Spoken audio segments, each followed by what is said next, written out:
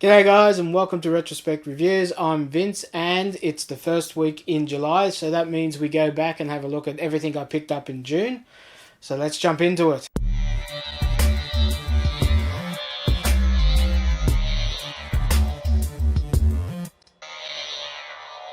The first thing I picked up was, technically I picked this up for the box, this deluxe joystick box. It's meant to be a 2-pack. It only has the one joystick, but I do have a joystick similar to this that I picked up ages ago. So if I really wanted to put it back into the original packaging, I could do that. As you can see, the one joystick's a bit big for this box, but I mainly got it for the packaging. The box is a little bit damaged. The plastic's faded. Looks like it was in a window or something like that for a long time, but it's kind of faded. Not all the packaging's there, but I just like that whole retro 80s kind of look to it. Yeah, it was released targeting the Atari systems and the Commodore systems. Yeah, it's by Music Way Video. I'd never come across this one, but we had two joysticks with the Atari 2600 we had as a kid, and I also got joysticks when I got my Commodore 64 and that, so I had no reason to be looking for these back in the day. But yeah, it's just something to put on the shelf. I was quite happy to pick up. Sticking with the Atari theme, I did pick up another kids console for the Atari 2600. I did get one of these in a bundle a couple of years ago now, maybe two and a half years ago. A guy was selling this and half a dozen of the games. The Big Bird, Cookie Monster, an Alphabet game, and a few other Atari stuff. But unfortunately, the joystick that I brought of him wouldn't work. A couple of buttons worked, but I couldn't go down or back. I did try repairing it, but I think there's a problem with the actual plug itself. And technically, you can buy replacement plugs where you can cut this off and reattach a new plug, but I found that they're smaller and it just doesn't look right, and it doesn't have the Atari logo on it. But maybe now I've got a replacement one, and I have checked this one, it does work. So now I've got a replacement one. I might change the plug on this one and on the other one and see if I can get it going, and I might make a video of that. So with the kids controller, I also got this Atari game, Sorcerer's Apprentice. That's a game that I also used to see in the back of the catalogs that you got sometimes with games or in magazines, but we never got hold of this. I thought this actually worked with the kids controller, but I did try it with that and it didn't seem to really do anything. But when I plugged in a normal Atari joystick, it worked fine. So yeah, and I'm looking forward to trying that out. Like I said, I used to see it a lot as a kid in the catalogs and that, but never owned it.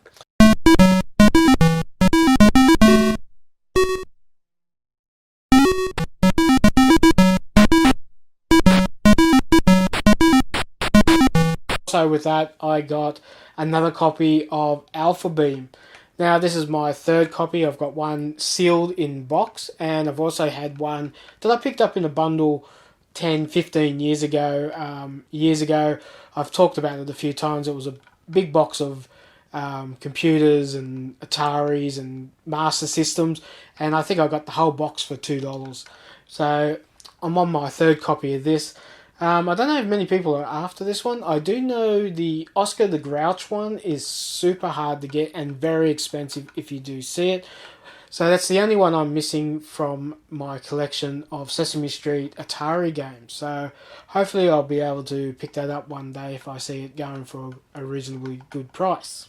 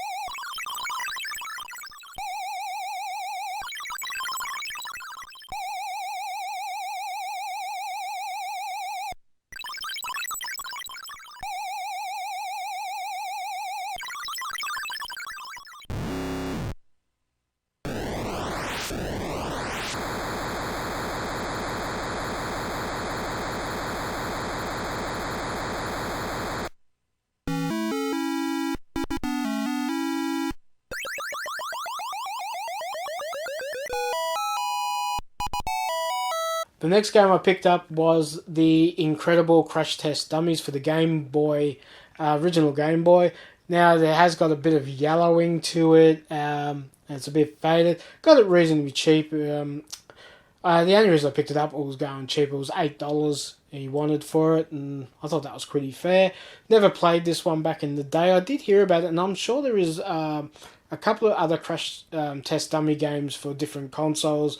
I think there's one for the Mega Drive and the NES, or maybe the Super NES.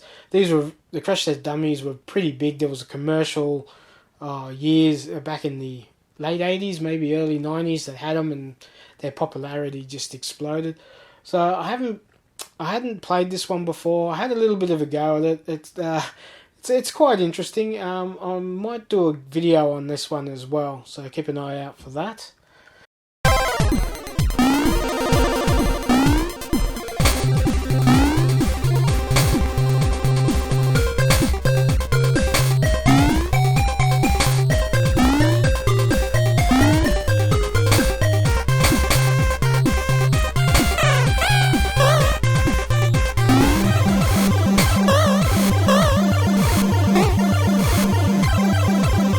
And the last games that I picked up was for a computer that was released in the 1970s, 1977, I believe. And I think they released them up until about 81, 82, maybe a bit longer, but a lot of things had changed since they first released them. And that was for the Color Computer, and I think these are for the Color Computer 2. And it was released by the Color Computer Corporation. They were based in Georgia, I believe. I might do a more detailed video coming up. It's quite interesting. I never heard of these until I come across these discs. I actually thought these were some kind of weird CD originally, until I got a bit closer and started looking in. I opened them up, and it was actually a floppy disk. And the funny thing about it, the only indication what's on this floppy disk is it's got sharks, but each disc actually has 5 games. So I'm not sure if this was actually released with the computer when you got it. But yeah, so like this blackjack one, it's more of a casino game than it is just blackjack. So it's got blackjack, it's got roulette, slot machine, horse racing, and drag racing. So and they're pretty much all the same. There's no besides the cover on the disc, all it has is blackjack, and this is the only thing protecting it really is this sleeve here. And it's pretty much the same for all of them. Like there's this Star Trader has 5 games on it as well. Well, this one actually has the bounce one has 3, and I think this is kind of like Breakout, with the ball.